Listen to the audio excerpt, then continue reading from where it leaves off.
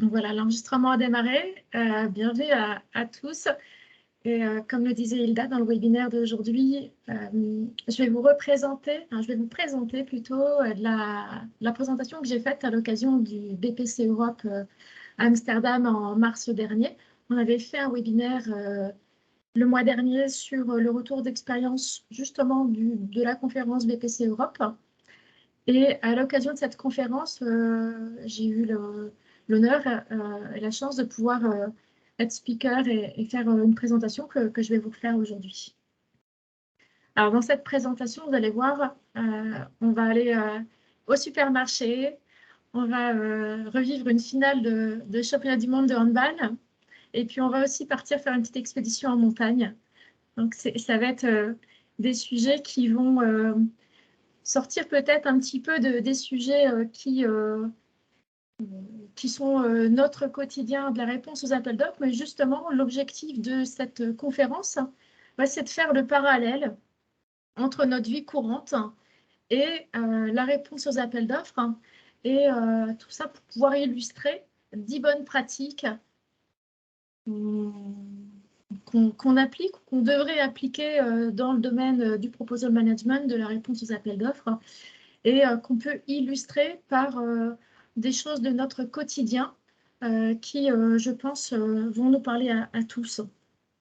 Alors, je vais passer rapidement, hein, je ne vais pas refaire la présentation, enfin, en quelques mots, moi je suis Peggy Guillermo, j'ai cofondé la société Before-Win avec mon associé en 2016, et ça fait plus de 20 ans que je travaille dans la réponse aux appels d'offres, hein.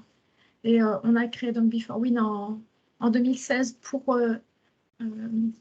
avoir justement l'objectif de proposer des solutions qui vont permettre à nos clients d'améliorer, d'être plus efficaces dans leur réponse à appel d'offres. Donc, on se pose beaucoup de questions et on essaye de trouver des manières de présenter les choses qui soient concrètes. Et toute cette réflexion autour du sujet que je présente aujourd'hui, il est né de deux choses. La première chose, c'est la réponse à appel d'offres. Moi, j'en ai fait mon business, comme je pense beaucoup d'entre vous. Et je ne sais pas si on est tous dans ce cas-là, parce que je sais qu'il y a pas mal de personnes qui perçoivent la réponse aux appels d'offres comme quelque chose d'un peu fastidieux, mais je pense quand même que quand on travaille dans ce métier-là, j'ose espérer, j'ose croire qu'il y a beaucoup de gens qui le font parce qu'ils aiment ce métier. En tout cas, moi, j'adore mon métier et j'ai envie de donner envie à d'autres personnes de faire ce métier-là. J'ai envie de leur montrer que, contrairement aux idées reçues, ça peut être un métier qui est passionnant et qui est épanouissant.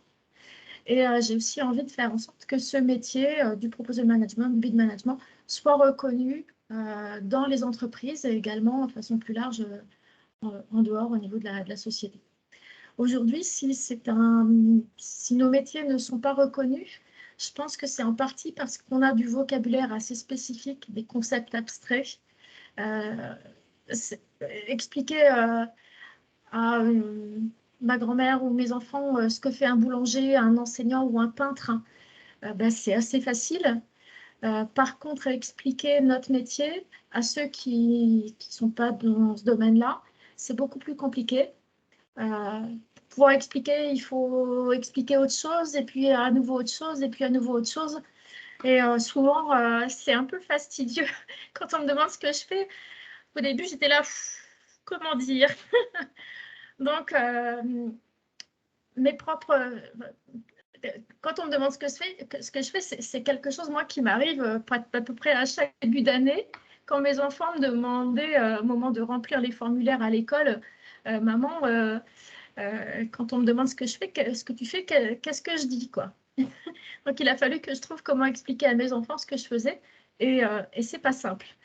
Et généralement, d'ailleurs, ils ne comprenaient pas mes explications. Et la plupart du temps, dans les formulaires d'inscription au moment de la rentrée scolaire, ils mettaient « Maman travaille dans l'informatique ».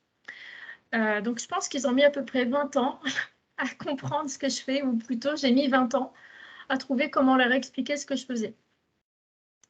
Alors, de là est née l'idée d'essayer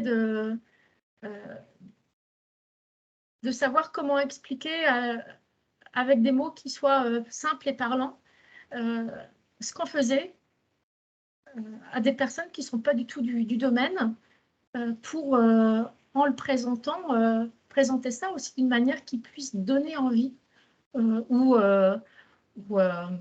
faire ressortir le côté justement un peu passionnant de notre métier. Quand on a démarré nos activités à Before Win il y a 5 ans, assez rapidement, on a été contacté par des écoles qui nous ont demandé aussi de faire des cours auprès d'étudiants. Et là, ben, pareil, moi, je me suis retrouvée à faire des cours auprès de Master 2 qui était dans une école de marketing communication. Et la réponse aux appels d'offres, ça ne leur parlait pas du tout. Ils n'avaient jamais entendu, enfin, si quelques-uns, au travers de leur alternance, avaient pu participer de temps en temps à des réponses, mais la plupart, ça ne leur parlait pas du tout. Donc là aussi, j'ai dû chercher comment leur expliquer les principaux enjeux et points clés de notre métier et les illustrer par des choses qui pouvaient non seulement leur parler, mais aussi leur donner envie. Et contrairement au cas avec mes enfants où c'était juste de l'échange oral, là, je devais préparer un support, donc je devais vraiment formaliser les choses. Et je me suis en fait rendu compte que la plupart des bonnes pratiques qu'on doit respecter quand on répond aux appels d'offres, ben, en fait, on peut les illustrer par notre vie de tous les jours.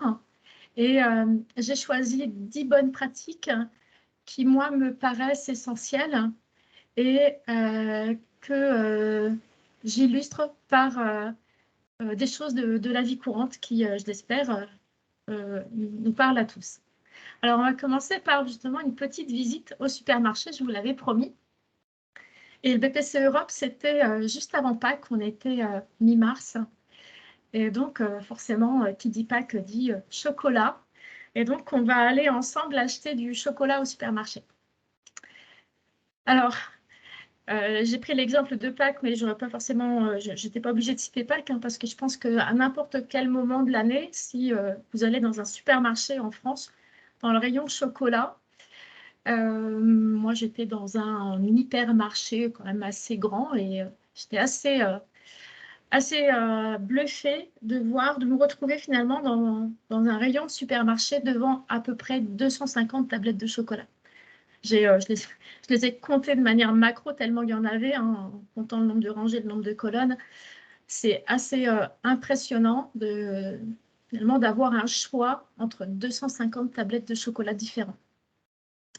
Et je ne parle même pas des stands qu'il y avait spécifiquement pour Pâques, hein. Là, c'était vraiment les tablettes de chocolat finalement qui sont présentes au quotidien dans nos supermarchés. Donc, pourquoi je vous emmène au supermarché? Ben, le but de cette petite balade au supermarché, c'est j'ai voulu me mettre moi-même dans la peau d'un acheteur et me poser la question, quand je suis moi-même en situation d'acheteur, comment je vais me comporter, comment je vais réagir et comment je vais finalement prendre la décision d'acheter une tablette de chocolat plutôt qu'une autre. Alors, quand on doit choisir une tablette de chocolat parmi 250, il faut imaginer que forcément, j'ose espérer pour ces différentes marques de tablettes de chocolat, que 2 personnes différentes ne vont pas nécessairement toutes acheter le même produit. Et moi-même, quand je vais au supermarché pour acheter du chocolat, je ne vais pas forcément à chaque fois acheter la même tablette de chocolat. Ça va dépendre de ce que je vais vouloir faire avec cette tablette de chocolat. Si j'ai envie de faire un gâteau au chocolat, je ne vais pas forcément prendre la même tablette que si j'achète du chocolat pour le goûter de mes enfants ou si j'achète du chocolat pour plutôt mon plaisir personnel et le goût du chocolat et de manger un petit carré de chocolat le soir devant la télé.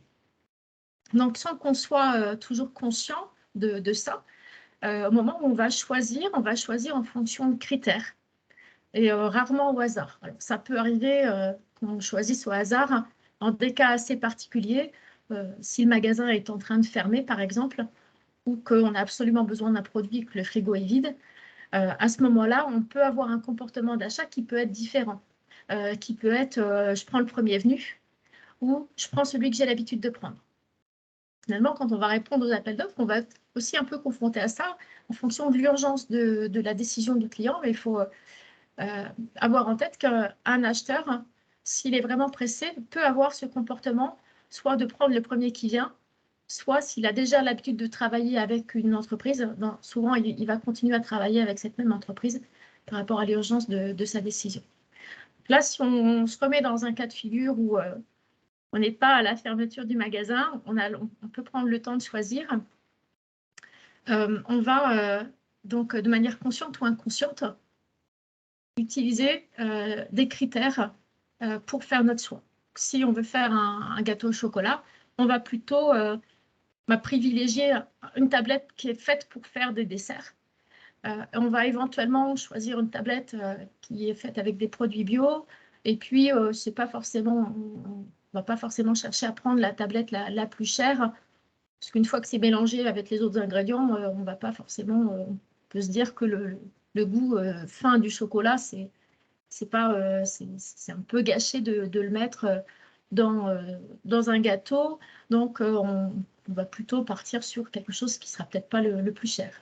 Si c'est pour le goûter des enfants, on va plutôt privilégier peut-être inconsciemment un chocolat au lait d'une marque un peu spécialisée dans les produits orientés enfants. Et puis, on va certainement favoriser la taille avec un packaging format familial. Et si c'est pour le plaisir personnel, là, pour le coup, on va vraiment privilégier la qualité des ingrédients, éventuellement le côté fait local ou l'originalité des parfums qui sont proposés. Donc, ça va vraiment être des critères qui vont être propres au contexte au moment où on va vouloir acheter. Si on ne connaît pas les critères de l'acheteur, eh ben, c'est en analysant le besoin du client et en comparant éventuellement aux critères retenus par d'autres clients qui ont des besoins similaires qu'on peut avoir une idée des critères qui peuvent être importants pour le client.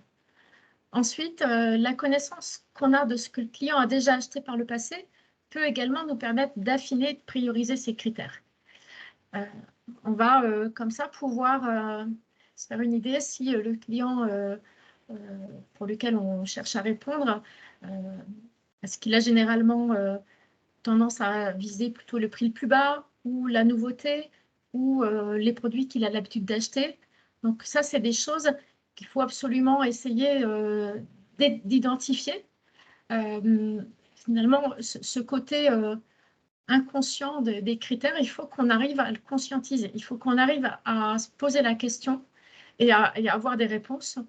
Notre client qui a émis un besoin, quels sont précisément ses besoins finaux? Est-ce que son besoin final, c'est de faire un gâteau, c'est de faire le goûter des enfants ou c'est pour lui? Et sur quels critères va se faire sa décision, va se prendre sa décision? Donc, ça, c'est vraiment un élément essentiel quand on répond à un appel d'offres, c'est de se poser ces questions-là et d'essayer d'identifier vraiment les besoins fondamentaux du client et les critères sur lesquels il va prendre sa décision. Quand on est dans le cas, là, comme les tablettes de chocolat, où on a 250 choix, on peut forcément se retrouver devant des tablettes de chocolat qui vont toutes répondre à nos critères. Par exemple, si je veux du chocolat pour le goûter de mes enfants, je peux avoir plusieurs tablettes qui vont proposer du chocolat au lait, qui vont être d'une marque spécialisée dans les marques plutôt pour enfants et qui vont proposer des formats familiaux. Donc à ce moment-là, quand on est dans ce cas de figure où on a finalement, en tant qu'acheteur, le choix entre plusieurs produits qui répondent tous à nos besoins, à nos critères premiers, et bien dans ces cas-là, le choix va souvent se faire sur un critère secondaire qui peut être plus subjectif, plus émotionnel et qu'on n'a pas forcément conscientisé au moment de rentrer dans le magasin et de se dire je vais acheter une tablette de chocolat et je vais l'illustrer juste après. Donc, enfin, la première bonne pratique à retenir, c'est qu'il faut vraiment essayer d'identifier les besoins des clients et les critères de décision. Ensuite, ça va bien passer. Une fois qu'on a identifié ces critères de décision et les besoins fondamentaux du client, eh bien, on va réfléchir aux atouts différenciants qu'on va pouvoir mettre en avant pour répondre à ces critères. Et l'objectif, c'est non seulement d'identifier les atouts différenciants, mais de faire en sorte que le client les voit, de les rendre visibles aux yeux du client. Donc là, sur ces 5 exemples de tablettes de chocolat, on voit tout de suite que sur la première tablette à gauche, clairement, la marque en question va viser le prix bas et va miser ses atouts différenciants sur le prix bas. Sur les 3 exemples d'après, on voit que la marque a cherché à mettre en avant la qualité des produits. Donc, pur beurre cacao, 100% lait des Alpes, pur beurre cacao, sans huile de palme, etc. Sur l'exemple Milka et Lindt, on voit x2, on voit format généreux. Donc là, ce qu'ils mettent en avant, c'est le côté format familial des tablettes. Sur l'exemple Villars ici, on voit, et puis Lindt ici, on voit mise en avant la fabrication en France ou en Suisse, la Suisse étant implicitement un pays plutôt réputé pour son chocolat. Donc là, il y a une mise en avant de c'est même pas écrit fabriqué en France, ils ont juste mis le petit symbole de la Suisse pour refléter cette origine qualité de fabrication. Et ce qui est intéressant aussi ici, c'est de regarder finalement le cas du chocolat pâtissier Nestlé et du chocolat Milka. Ces 2 tablettes ont choisi de mettre en avant également pour le chocolat dessert Nestlé, le fait de proposer des recettes sur leur site web, et pour le chocolat Milka, le fait de proposer des surprises sur le site milka.fr en rapport avec l'équipe de France de foot. Et là, je reviens sur ce que je disais tout à l'heure par rapport à la décision que doit prendre un acheteur quand il est face à plusieurs offres qui répondent toutes à ses besoins primaires, à ses besoins principaux. Là, si on prend Milka et Lindt, les 2 tablettes sont toutes les 2 des tablettes au chocolat au lait, plutôt de marques qui ont l'habitude de faire des produits pour enfants, qui sont assez connus pour ça, et qui proposent toutes les 2 un format familial. Donc, du coup, les 2, finalement, répondent à mes critères que je m'étais fixés au départ. Du coup, le choix va peut-être se porter sur un critère secondaire comme si mes enfants sont des enfants qui aiment le foot ou qui aiment regarder le foot, je vais peut-être être tentée par prendre la tablette Milka qui propose des surprises en rapport avec l'équipe de foot parce que je sais que ça va faire plaisir à mon enfant qui aime le foot. Et donc là, on retrouve un peu ce côté émotionnel hein, où on est sur un atout différenciant, je dirais secondaire, qui va essayer de jouer sur le côté émotionnel, faire plaisir à l'enfant avec quelque chose qu'il aime, mais en créant un peu la surprise, en apportant quelque chose qui n'est pas au départ, ça n'a rien à voir avec du chocolat. Et quand je rentre dans le supermarché en tant qu'acheteuse, je ne me dis pas à l'avance, tiens, je vais acheter du chocolat pour mes enfants en prenant comme critère un chocolat qui propose des surprises en rapport avec l'équipe de France de football. Donc là, on est vraiment sur un exemple concret d'une marque, d'une tablette, qui, au-delà des atouts différenciants qui vont permettre de répondre aux critères principaux, va aussi apporter des atouts différenciants qui vont permettre de répondre à des critères de décision secondaires dont l'acheteur n'avait pas forcément lui-même conscience quand il a décidé d'acheter du chocolat. Et ça, c'est, je pense, quelque chose qui est vraiment à avoir en tête quand on répond à un appel d'offres et qu'on est dans une solution, dans une configuration très concurrentielle.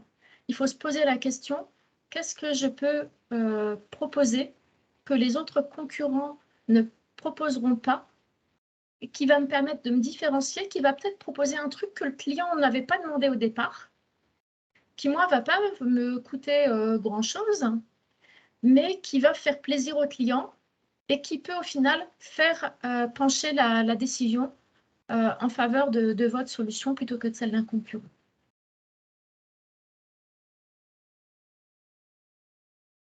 Donc, la petite conclusion là, de cette bonne pratique, c'est qu'en fait, vous devez trouver le moyen de déclencher, d'inciter le client à choisir votre solution en l'amenant sur un terrain, en l'amenant sur des critères de décision qu'il n'avait pas forcément, lui, identifié au départ.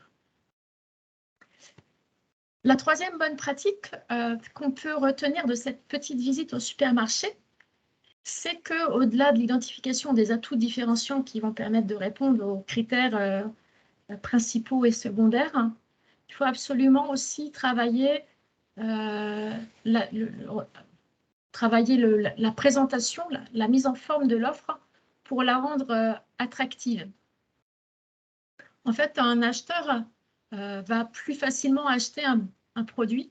S'il hésite entre deux produits, il va plus facilement choisir un produit qui, visuellement, est plus attrayant. Là, en l'occurrence, un bel emballage. Je ne sais pas si vous connaissez cette marque ou pas. Je n'ai pas d'action chez eux. Mais il se trouve que c'est un emballage cartonné qui n'a pas la forme habituelle, qui est plutôt décoré avec des images de bateaux et de cartes un peu du monde qui donnent l'impression qu'on va voyager. Donc, ça fait un petit peu rêver. On a, si on retourne le paquet, de l'information qui est structurée d'une manière assez intéressante. On a cette partie pourquoi Grain de Sale qui va raconter une histoire. Là, on est vraiment dans le storytelling et il nous explique l'origine de leur marque et leurs valeurs. Et en expliquant ça, ils mettent en avant que finalement, en achetant cette tablette de chocolat, eh bien, on va pouvoir contribuer au développement de l'emploi dans la région et de manière très, très concrète. On a aussi une structuration qui est claire avec la notion avec différents niveaux de lecture. Donc, on voit tout de suite quelle information on peut trouver. On voit tout de suite qu'ici, on va avoir l'histoire de la marque.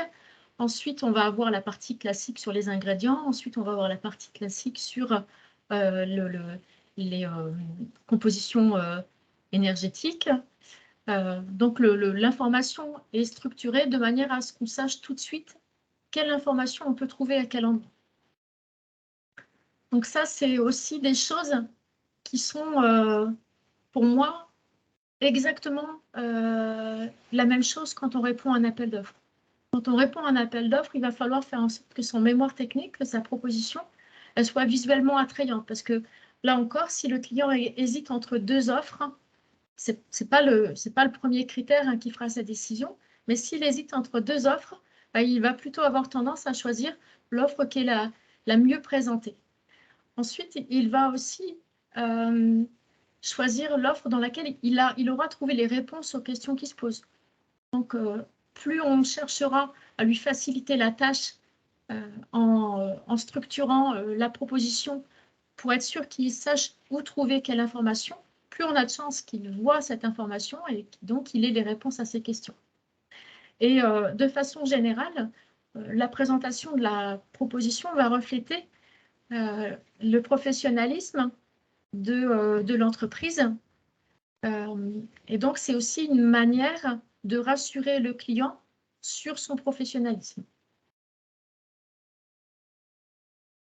Donc, en résumé, ce qu'on peut retenir de cette visite au supermarché, c'est que la première chose, c'est qu'il est vraiment important d'identifier les besoins du client et surtout ses critères de décision, ceux en tout cas qui sont qu'il a en tête de manière consciente. Ensuite, on va devoir identifier nos atouts différenciants, les atouts qu'on va pouvoir mettre en avant, qui vont répondre aux besoins du client et que nos concurrents n'auront pas. Alors, pour certains atouts différenciants, oui, ce seront des atouts qui ne seront pas forcément tous différenciants, puisqu'on disait tout à l'heure avec le chocolat au lait, ce sera plusieurs concurrents à pouvoir proposer du chocolat au lait.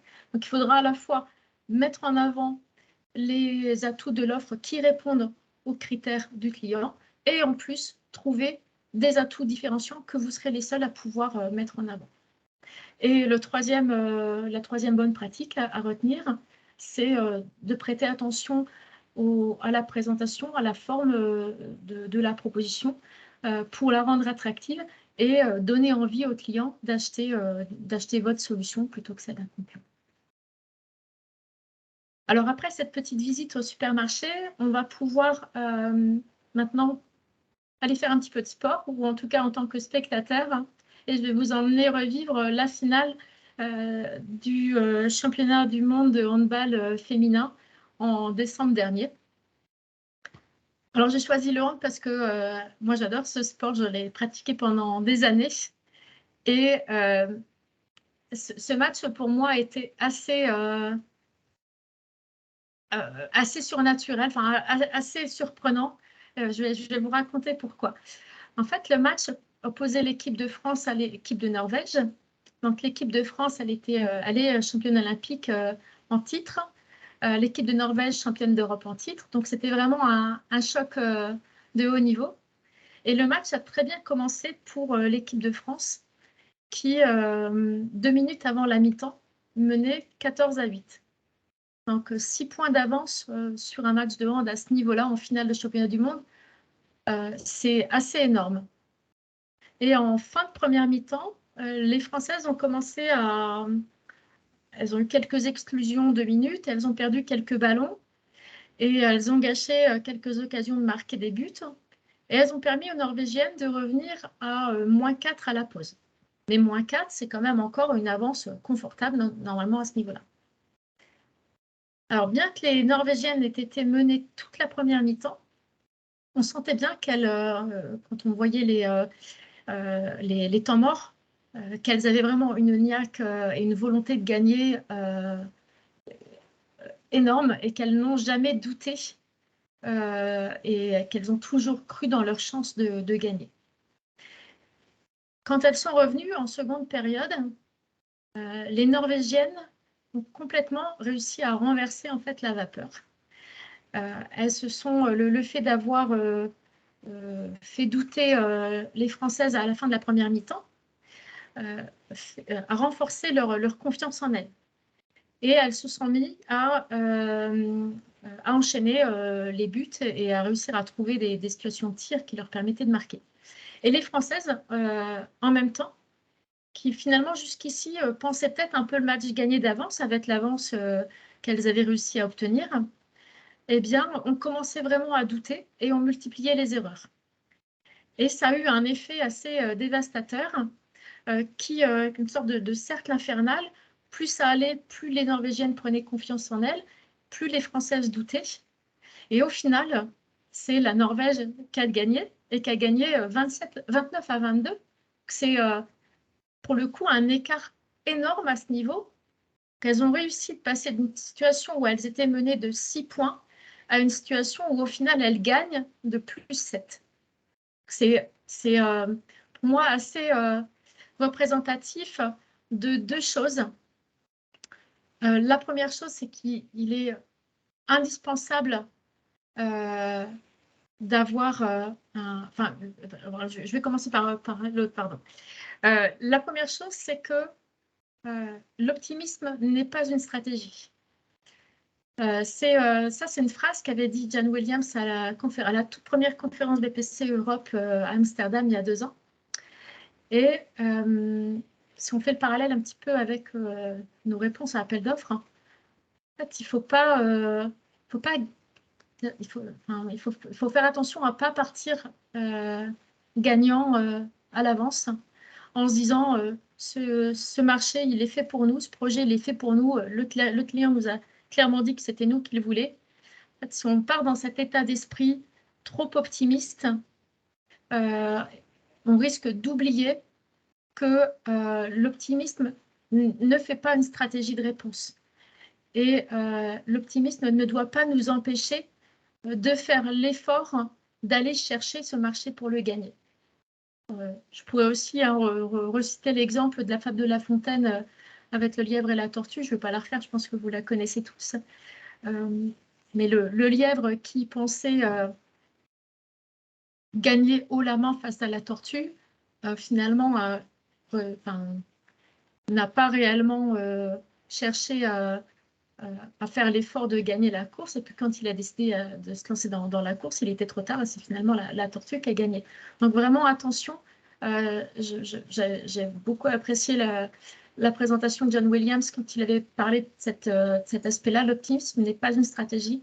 Il faut vraiment toujours, même si on pense qu'on a 95% de chances de gagner, c'est jamais gagné d'avance. Il faut toujours réfléchir aux actions ou aux efforts qu'on va devoir mener pour pouvoir concrétiser cette vente.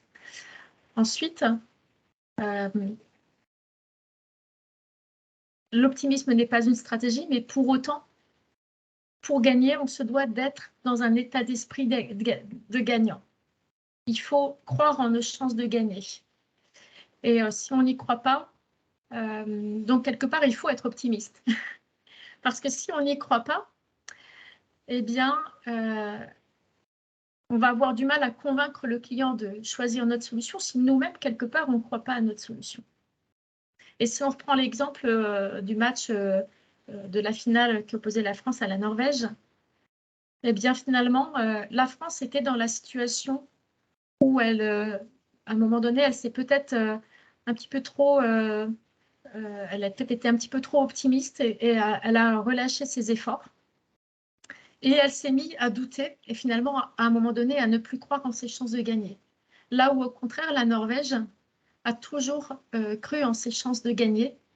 Et sans cette force mentale des Norvégiennes et cette capacité à croire, même en étant menée -6, qu'elle pouvait gagner, sans cette force mentale, elle n'aurait jamais pu gagner cette finale. Si à -6, elles s'étaient mis en situation mentale de penser que le match était fichu, elles n'auraient jamais pu gagner. Donc ça, pour moi, c'est vraiment la même chose quand on répond à un appel d'offres. Il faut vraiment faire attention face à un commercial qui nous dit c'est bon, c'est fait pour nous, il n'y a rien à faire. Non, il faut toujours avoir en tête que même quand on pense que c'est gagné d'avance, il va falloir mouiller le maillot. Et puis, il faut vraiment faire en sorte que toute l'équipe de réponse soit dans un état d'esprit gagnant. L'autre bonne pratique qu'on peut retenir aussi d'un exemple d'une compétition sportive, c'est que quand dans toute rencontre sportive, que ce soit à haut niveau ou au niveau loisir, mais surtout à haut niveau, toutes les équipes vont analyser le comportement des équipes adverses, vont regarder en vidéo, vont essayer de savoir quels sont leurs points forts, quelles sont les joueuses qui sont les plus sérieuses, enfin les plus dangereuses, comment ces joueuses vont pouvoir être contrées, etc. En fait, quand on va répondre à un appel d'offres, c'est pareil, c'est vraiment comme une compétition où on va devoir identifier, analyser qui sont les adversaires qu'on a en face de nous et identifier leurs forces et leurs faiblesses dans le but de pouvoir contrer leurs forces et de pouvoir exploiter leurs faiblesses. Donc, quand on va répondre à un appel d'offres, on va se retrouver dans une situation où on va devoir avoir en tête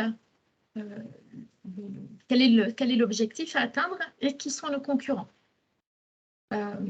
Et pour illustrer ça, on peut aussi faire un parallèle avec le sport en imaginant un match de basket qui se passerait dans le noir. Forcément, si le gymnase est dans le noir, ça va être beaucoup plus compliqué de savoir où est le panier dans lequel il va falloir mettre le ballon et où sont nos adversaires qui vont essayer de nous contrer. Et voilà, finalement, ce parallèle, on peut imaginer que si on n'arrive pas à avoir d'informations sur le besoin réel du client, les critères de décision qu'on évoquait tout à l'heure, et qui sont les concurrents qu'on a en face de nous, il faut imaginer que c'est comme si on jouait au basket, les yeux fermés, ou comme si on jouait au basket dans une salle qui est située dans le noir. C'est vraiment pareil.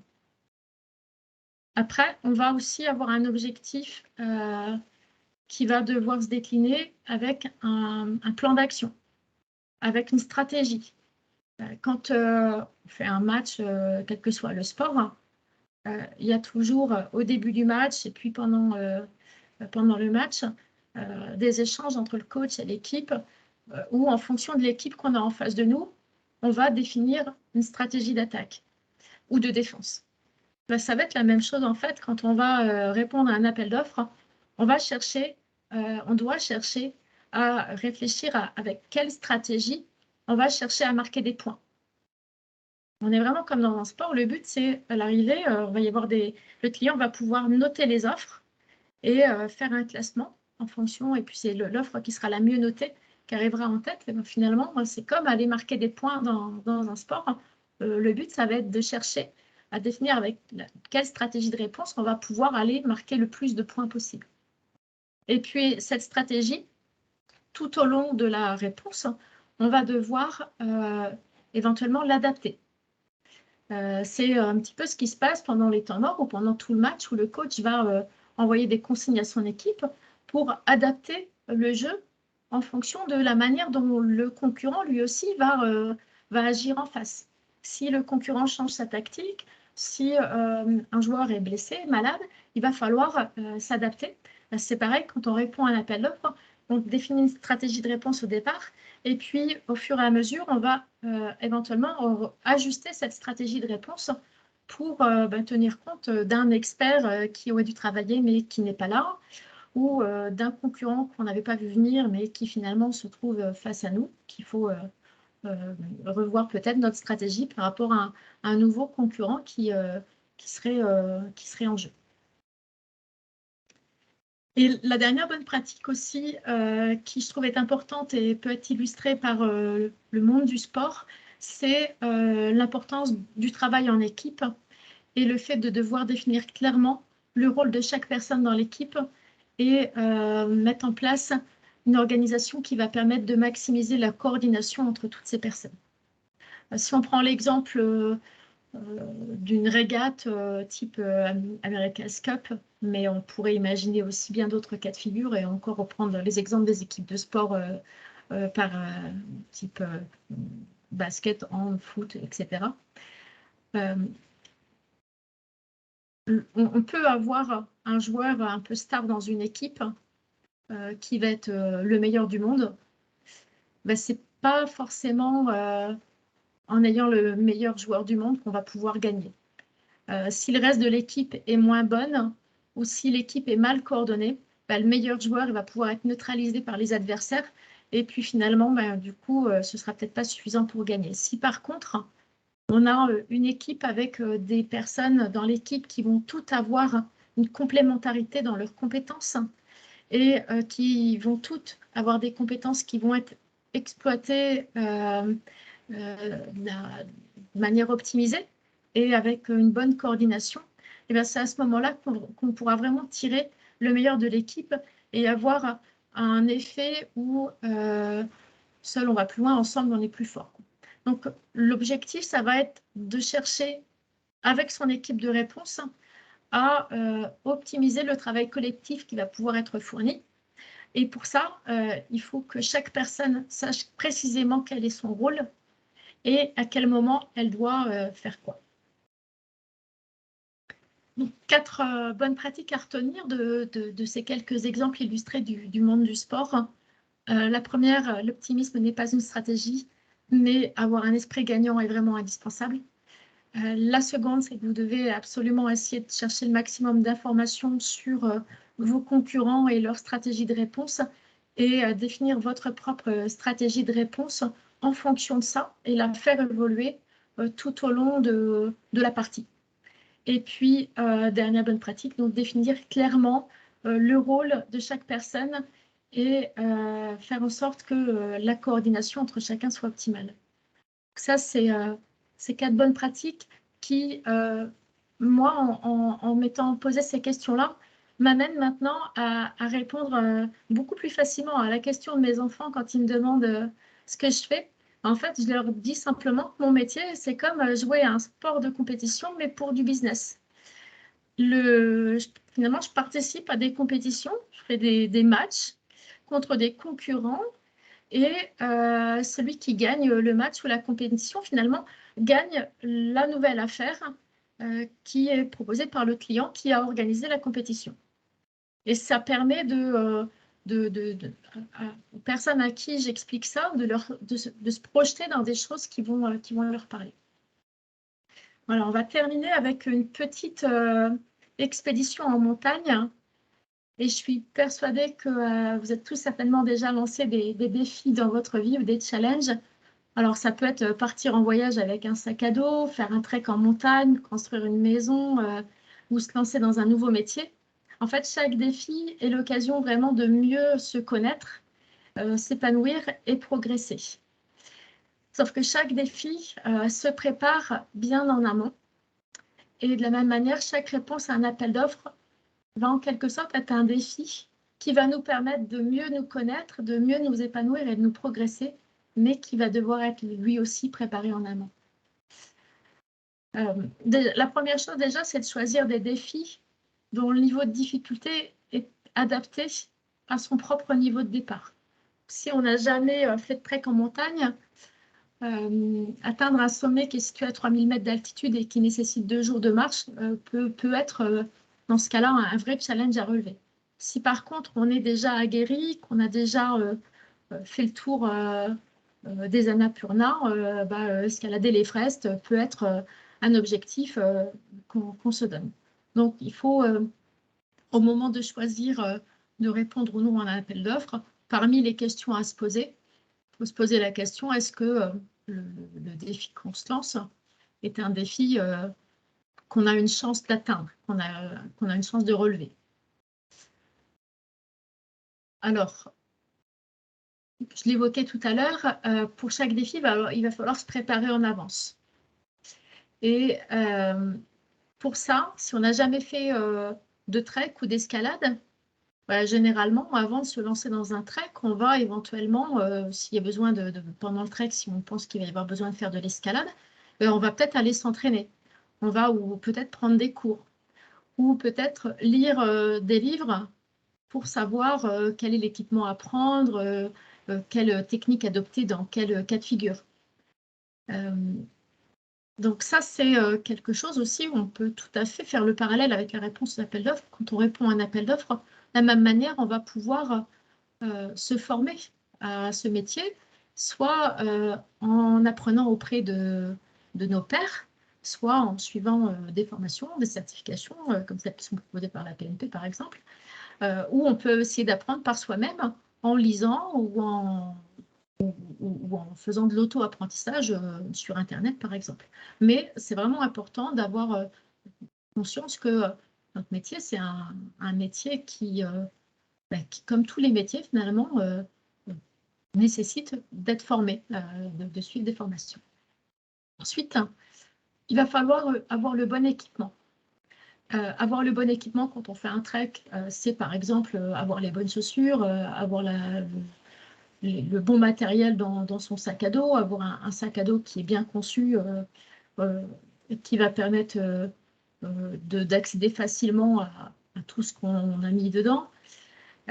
Quand on répond à un appel d'offres, c'est pareil.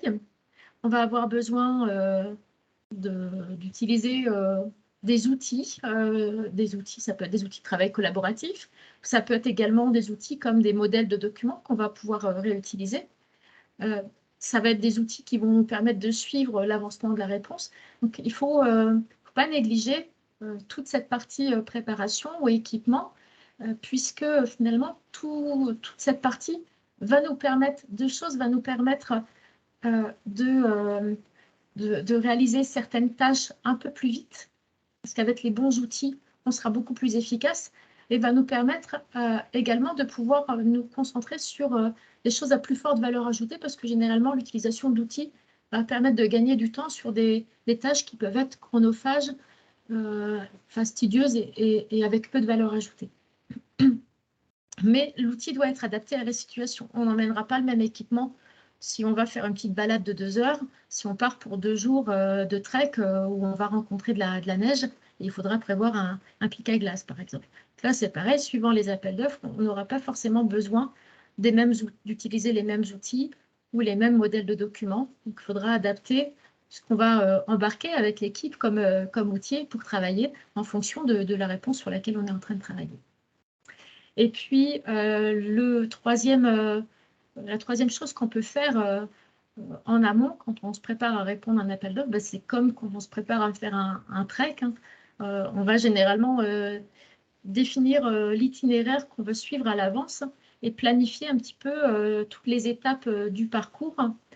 Eh bien, c'est la même chose quand on répond à un appel d'offres.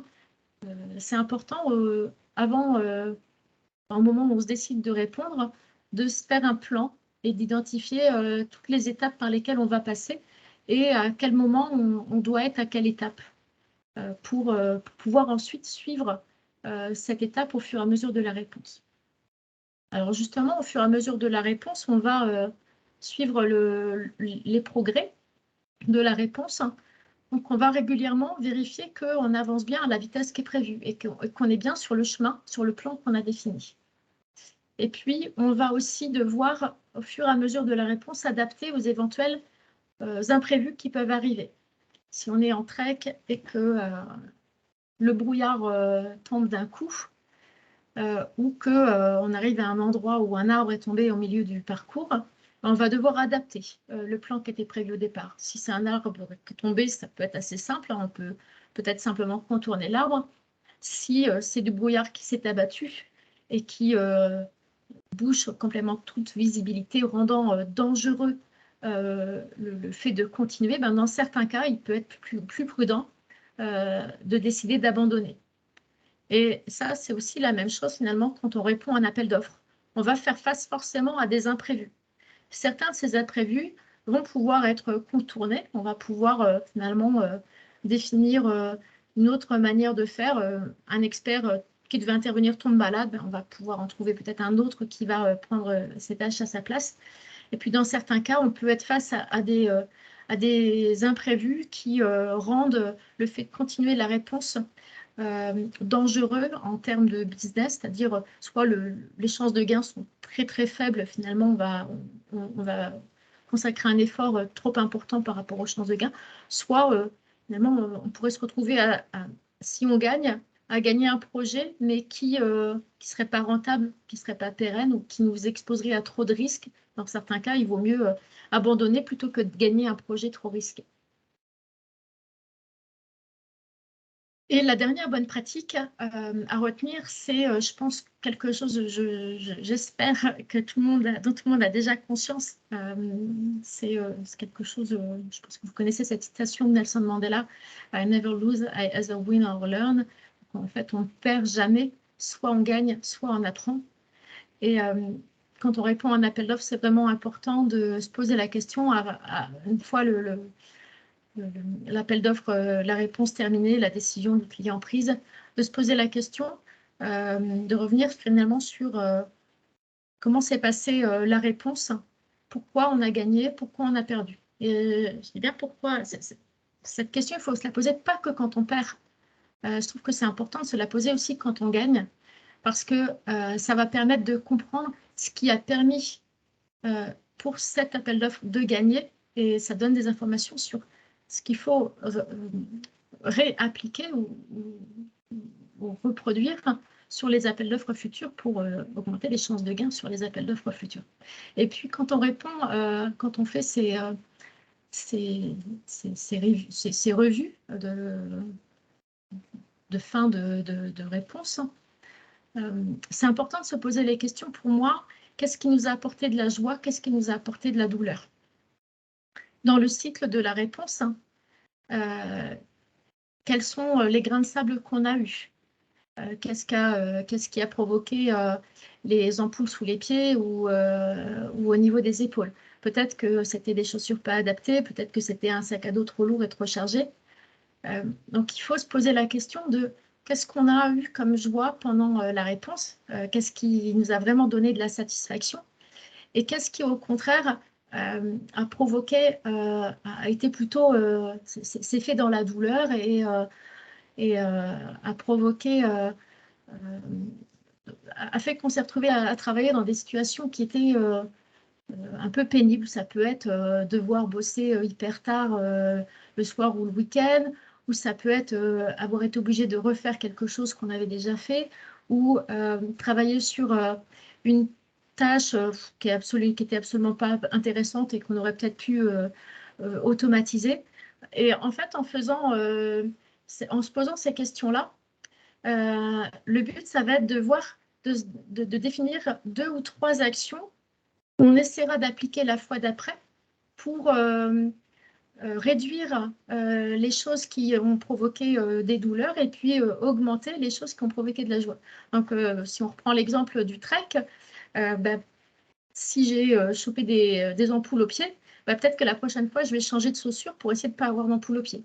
Ben, là, il faut un peu se poser ce genre de questions et essayer, avant-vente après avant-vente, d'optimiser son organisation, ses outils, sa manière de travailler pour limiter à chaque fois un petit peu plus la quantité de douleur et augmenter la quantité de joie.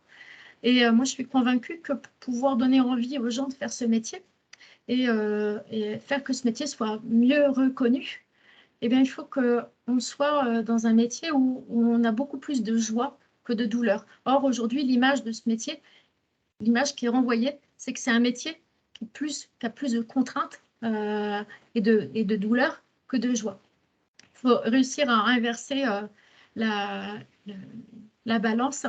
Et une des manières d'apporter de la joie, ben, c'est aussi de fêter ses succès. Et il faut vraiment prendre conscience que c'est important de se poser à la fin d'une réponse qui est gagnée pour la fêter avec ses collègues. Voilà, je vois l'heure qui passe et du coup, j'accélère un tout petit peu.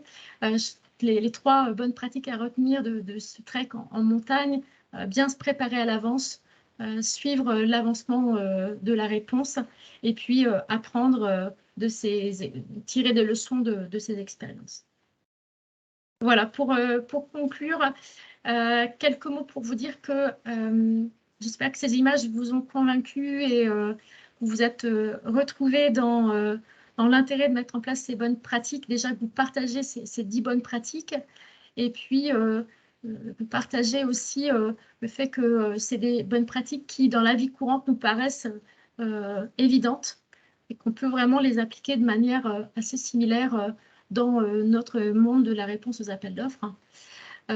N'hésitez pas à vous poser vous-même ces questions-là. En préparant ces exercices pour mes étudiants, je me suis rendu compte que ça m'aidait moi-même à progresser, puisque ça m'obligeait à me poser des questions et à formaliser des réponses.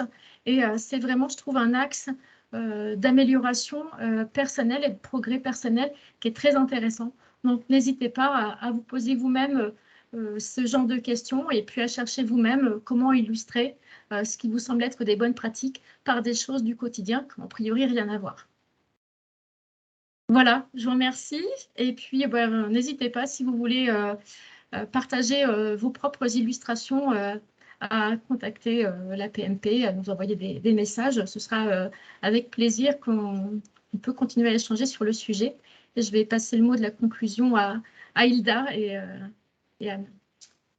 Merci, Peggy. Je pense qu'on peut tous apprendre et reprendre et désapprendre des choses.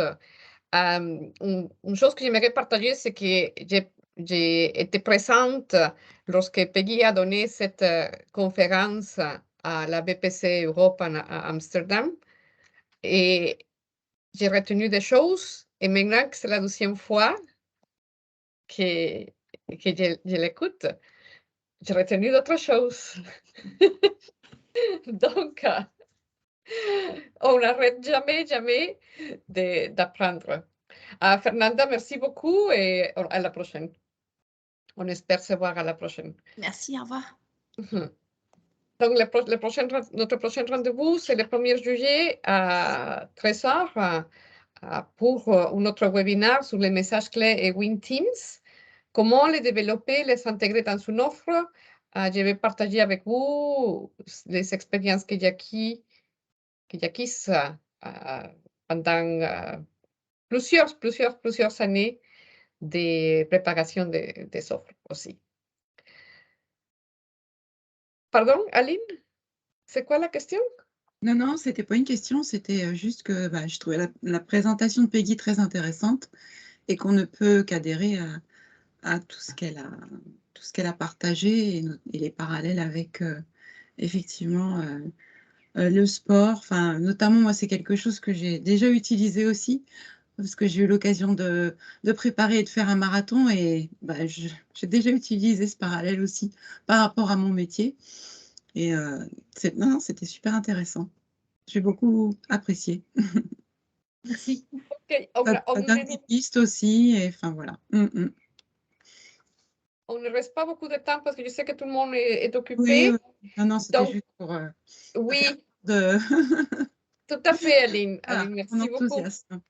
Oui, et je dois vraiment prendre 2 minutes pour remercier Anne, qui a été vice-présidente de l'association de notre chapter francophonie, parce qu'elle relève de nouveaux défis. Anne, est-ce que tu veux partager un peu? Oui. Peggy a terminé, bravo Peggy pour cette présentation, et puis tu terminais sur on apprend toujours, et Hilda aussi. Moi j'ai beaucoup appris avec cette association. Depuis le démarrage, on s'est rencontrés au premier BPC Europe il y a 3-4 ans, je ne sais plus maintenant. Et puis la création de cette association, oui, effectivement, je vais prendre un autre virage, d'autres responsabilités professionnelles et puis personnelles aussi. Donc, du coup, je peux pas être aussi active que j'aimerais l'être dans l'association, mais du coup, un poste s'ouvre, et puis j'en profite, même si on n'est pas très nombreuses. Mais voilà, le poste va être ouvert aux membres de l'association. Et puis, en tout cas, je remercie Peggy, Hilda, Sandrine, Delphine. On est toutes différentes, complémentaires. Ça rejoint encore la présentation de Peggy. C'est ce qui fait la force d'une équipe. Et puis, on évolue chacune dans des milieux différents aussi, dans des industries différentes, ce qui fait la force de l'association aussi. Je vais continuer quand même à suivre et puis à participer, hein, bien sûr, mais d'une autre façon. Donc voilà, la bonne nouvelle, c'est que le poste est ouvert, et que je pense, Hilda, qu'il va y avoir un mail qui va être envoyé à tous les membres officiellement. Voilà. Exactement. Merci à nos membres, et merci à Aline d'être là aujourd'hui. Et merci à toi, Anne, aussi, parce que ça a été, comme tu l'as mentionné dans ton email, avec ta lettre, une aventure. Oui. Ça fait exactement presque 12 ans qu'on s'est rencontrés lors de BPC Europe, quand le Covid commençait, et on ne croyait pas que le monde allait changer tellement.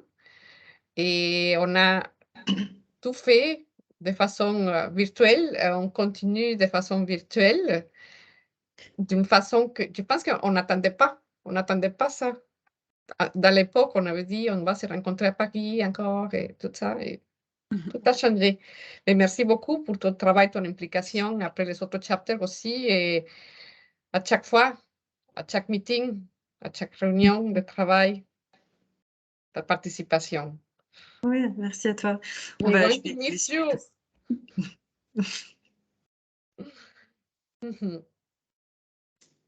Allez. Oui, donc c'est ça. Et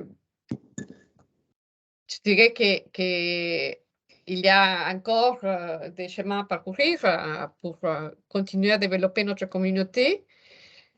On a vu avec Peggy que les communautés anglo-saxonnes sont très développées, et donc on veut vraiment continuer avec je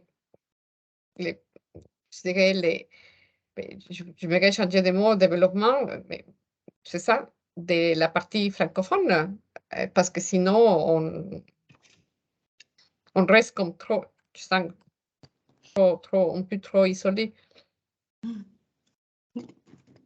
Donc c'est l'objectif. On continue. Il y a plein de nouveaux projets qui arrivent, donc c'est super. Aussi. OK. Donc, à la prochaine. Merci. À la prochaine. Merci. Et bon week-end. J'espère qu'on aura l'occasion quand même de te croiser encore un petit peu des fois sur les événements à TNT. Bien sûr. Je lâche pas. Bye bye. Bye. Bye, bonne journée.